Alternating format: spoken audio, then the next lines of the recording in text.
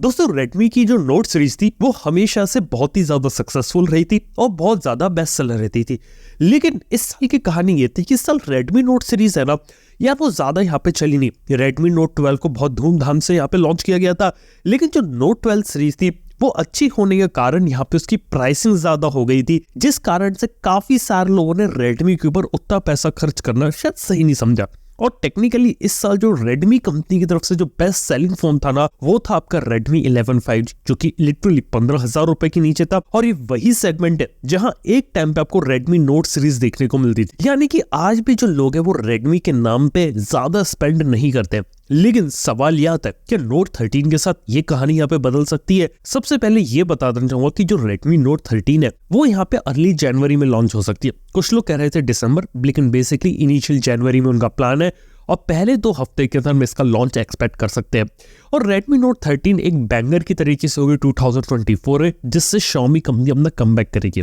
अभी तो जहां हमें पता है कि वही फोन्स होने वाले जो चाइना में लॉन्च हुए थे, लेकिन कई बार हमने देखा है कि Redmi कंपनी कई बार कुछ चीजों में कॉस्ट कटिंग करती है, कुछ चीजें चेंजेस कर देती है और उसके बाद इन फोन्स को इंडिया में लाती है। लेकिन जो फोन्स अगर वहां लॉन्च हो, अगर वो ही यहाँ पे इंडिया में लॉन्च होते हैं तो देखने को क्या मिल सकता है। सबसे पहले तो 6.67 इंच का 1.5 के OLED पैनल है, 120 हर्ट्ज की रिफ्रेश रेट, यहाँ पे आपको HDR का सपोर्ट देखने को मिलेगा और ये 12 बिट पैनल देखने को मिलेगा, जिसके अंदर आपको कॉर्निंग गोरिल्ला ग्लास विक्टर्स की प्रोटेक्शन है। यानी कि पैनल कुछ ऐसा दिखाने की कोशिश की गई है जैसा आपको थोड़ा महंगे फोन में मिलता है। मोबाइल फोन के साथ एक और इम्पोर्टेंट चीज होती है, वो होती है उसका प्रोसेसर। और प्रोसेसर के अंदर बात करें तो Redmi Note 13 Pro के अंदर आपको Snapdragon 7S Gen 2 के बारे में बात की गई है। अब काफी सारे लोग 7S Gen 2 को सक्सेसर समझेंगे 7 Plus Gen 2 का। देखो कुल मिला के बात है कि Qualcomm ने नेमिंग स्कीम के अंदर गड़बड़ करी है इस साल, और 7S Gen 2 को अगर मैं कंपेयर करूं तो ये प्रोसेसर कंपैरिजन में Snapdragon 6 Gen 1 के आसपास आएगा। सिमिलर आपको GPU देखने को मिलता है। यहाँ तक कि जो 7S Gen 2 है इसकी परफॉर्मेंस जो 7 Gen 1 आता है, जो आपको Honor 90 में देखने को मिला था ना,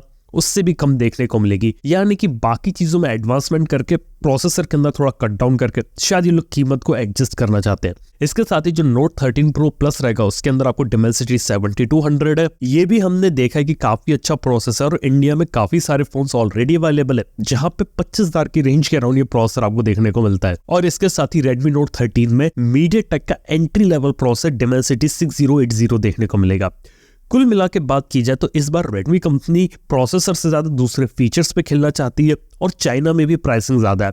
अब देखने वाली बात है क्या Note 13 सीरीज की प्राइसिंग अगर इंडिया में थोड़े अफोर्डेबल रेट पे कर दे तो ये मार्केट में बहुत अच्छा चल सकते हैं, क्योंकि सारा खेल प्राइसिंग का। Already 30,000 rupees Redmi Note 13 touch कर रही है यहाँ पे, और अगर ऐसे ही चलता रहो तो 30,000 के ऊपर भी खिसक सकते हैं। लेकिन बात है कि कंपटीशन 30,000 के सेगमेंट में बहुत ज्यादा है, और 20 से 30,000 में फोन अगर अच्छा निकाले, वैल्यू फॉर मनी निकाले, तभी बिक सकता है। क्योंकि मेरी नजर में प्रोडक्ट तो इन्होंने ठीक बनाया है, लेकिन ओवरऑल अगर इसकी प्राइसिंग सही कर दे तो ही ये मार्केट में चल सकता है। देखते हैं Redmi के साथ यहाँ पर क्या रहता है। लेकिन इसी के साथ ही बात करें तो यहाँ पे टेक और AI की दुनिया में बहुत ज्यादा बड़ी न्यूज आ रही थी पिछले 1 हफ्ते से। यानी कि आप लोग OpenAI को जानते हो, जिसने ChatGPT को बनाया। और OpenAI की खास बात यहाँ पर ये कि जो OpenAI कंपनी सैम ऑल्टमैन की है, ये इसके फाउंडर थे, CEO थे पहले, और इस कंपनी के अंदर मेजॉरिटी इन्वेस्टर माइक्रोसॉफ्ट है। पिछले हफ्ते क्या होता है, इनके बोर्ड डिसाइड करता है कि सैम ऑल्टमैन अब फिट नहीं है CEO बनने के लिए, और उन्हें यहाँ से CEO पोजीशन से निकाल देते हैं और बेसिकली कंपनी से भी निकाल दिया जाता है। यहाँ तक कि ये अपनी पिक्चर पोस्ट करते हैं, ये अपनी खुद की कंपनी में ऐसा गेस्ट जा रहे हैं। इसके बाद कंपनी के को-फाउंडर को भी निकाल दिया जाता है, और इसी बीच में इंटरनेट पे काफी ज्यादा स्पेकुलेशन चलने लगती है कि आखिर क्यों निकाल दी, क्या कर रही है कंपनी,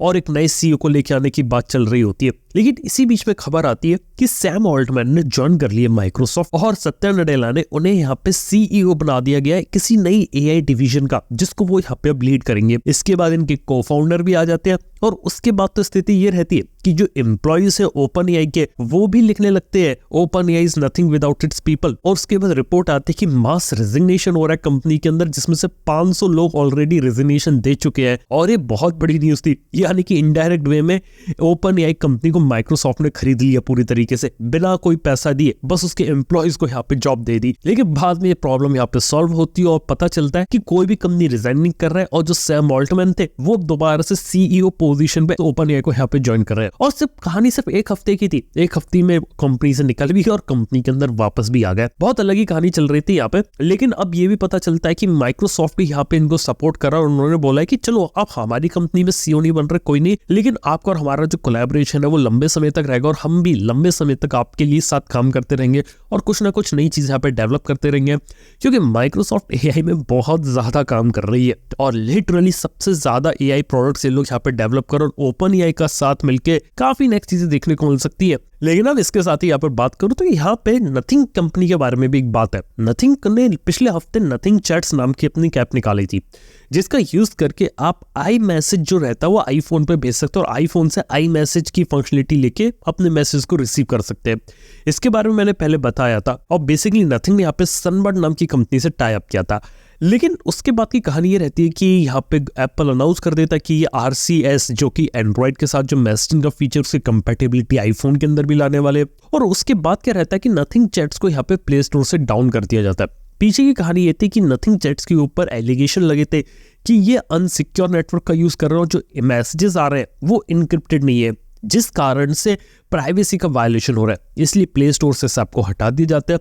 और उसके बाद की कहानी तो ये कि बैक एंड में जिस कंपनी के साथ ये लोग टाइप कर रहे थे सनबर्ड, उसकी भी ऐप यहाँ पे अवेलेबल थी प्ले स्टोर पे, उसे भी यहाँ पे हटा दिया जाता है। और बेसिकली ये लोग क्या काम कर रहे थे कि एक सर्वर फार्म में मैक मिनी सेटअप है, वहां पे एप्पल आईडी को लॉगिन करके वहां से मैसेज को फैच वगैरह कर रहे थे। लेकिन जब मैसेज को फैच कर रहे थे वो इनक्रिप्टेड नहीं थे और वहां पे प्राइवेसी के लूप होल्स थे, इस कारण से इस ऐप को यहाँ पे डाउन कर दिया गया।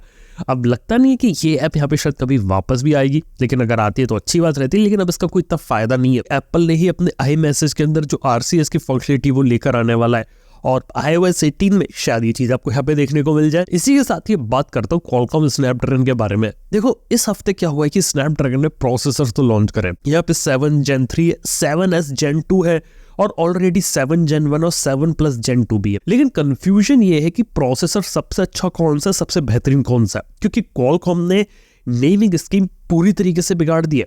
सबसे पहले तो जो सबसे अच्छा प्रोसेसर है वो है 7+ Gen 2, जिसकी परफॉर्मेंस 8+ Gen 1 लेवल की है, लेकिन GPU थोड़ा स्लो है इसका। लेकिन बात करें तो इसके बाद जो अगला प्रोसेसर आता है वो आता है 7 Gen 3, मतलब 7 Gen 3 कम पावरफुल है, 7+ Gen 2 ज्यादा पावरफुल है। इसके साथ ही 7 Gen 1 का नंबर आता है और लास्ट के अंदर जो प्रोसेसर है स्पीड के मामले में, परफॉर्मेंस के मामले में, वो 7S Gen 2 है। कुल मिला के नेमिंग स्कीम बहुत बेकार कर दी इन्होंने और पता नहीं चलता क्या है, क्योंकि 7S Gen 2 की जो परफॉर्मेंस है वो स्नैपड्रैगन 600 सीरीज और 6 Gen 1 वगैरह निकाले थे ना, उनके लेवल पर आ रही है। और जो 7+ Gen 2 है वो 8 सीरीज के ऊपर जा रहा है और बीच में आपका 7 Gen 1 देखने को मिल रहा है। तो क्वालकॉम ने टोटल कुल मिला के बहुत ज्यादा कंफ्यूजन यहाँ पे क्रिएट कर दिया है। तो कोई भी मोबाइल फोन 2024 में लेने वाले हैं तो उसे 7 सीरीज का नाम देख के फोन मत लेना, ये देख लेना कि फोन में वो कैसा है, किस प्राइस पॉइंट पर क्या चीजें और देखने को मिल रही है। और इसी के साथ ही बात करता हूँ मीडियाटेक ने भी Dimensity 8300 को अनाउंस किया। Dimensity 8300 कुल मिला के स्नैपड्रैगन से ज्यादा बेटर लग रहा है, क्योंकि बताऊं Dimensity के अंदर क्या है कि इस बार आपको AI फंक्शनलिटी देखने को मिलेगी, जिसके अंदर जनरेटिव AI वाले फीचर जो अभी सिर्फ फ्लैगशिप प्रोसेसर में थे वो लोग यहाँ पे इंटीग्रेट कर रहे हैं, जिसका मतलब ये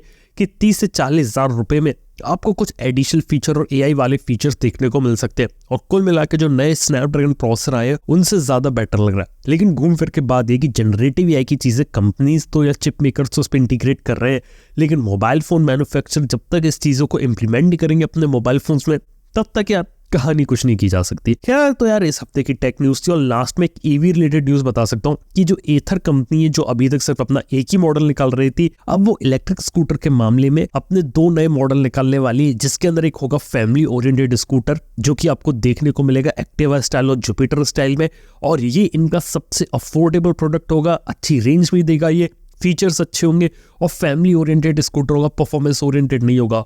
और अभी तक जो उनकी 450 सीरीज चल रही थी इतने सालों से अभी तक डिजाइन बिल्कुल भी चेंज नहीं किया था। अब जाके एथर वाले फाइनली डिजाइन को यहाँ पे चेंज करने वाले हैं और कुछ नया रिफ्रेशिंग लुक लाएंगे और प्रोडक्ट भी अब ऐसा बनाएंगे जो मार्केट में हाई परफॉर्मेंस कैटेगरी में अच्छा हो, क्योंकि कंपटीशन मार्केट में बढ़ रहा है, नए प्लेयर्स भी आ रहे हैं, तो जो एग्जिस्टिंग चीजें रहती है ना वो लंबे समय तक सस्टेन नहीं करती। और अच्छी बात है इन इलेक्ट्रिक व्हीकल कंपनीज की, ये लोग इनोवेशन R&D पे बहुत ज्यादा इन्वेस्टमेंट करते हैं और चीजों को बहुत तेजी से डेवलप करते हैं। देखते हैं आने वाले समय में इनके प्रोडक्ट्स वगैरह में आपको यहाँ पे और क्या क्या देखने को मिलता है। तो दोस्तों ये थी कुछ इस हफ्ते की टेक न्यूज वगैरह। आप लोगों को कौन सी न्यूज पसंद है नीचे कमेंट बताइए। थैंक यू आपका वीडियो देखने के लिए। मैं आपसे मिलता हूँ नेक्स्ट वन के अंदर। Good bye.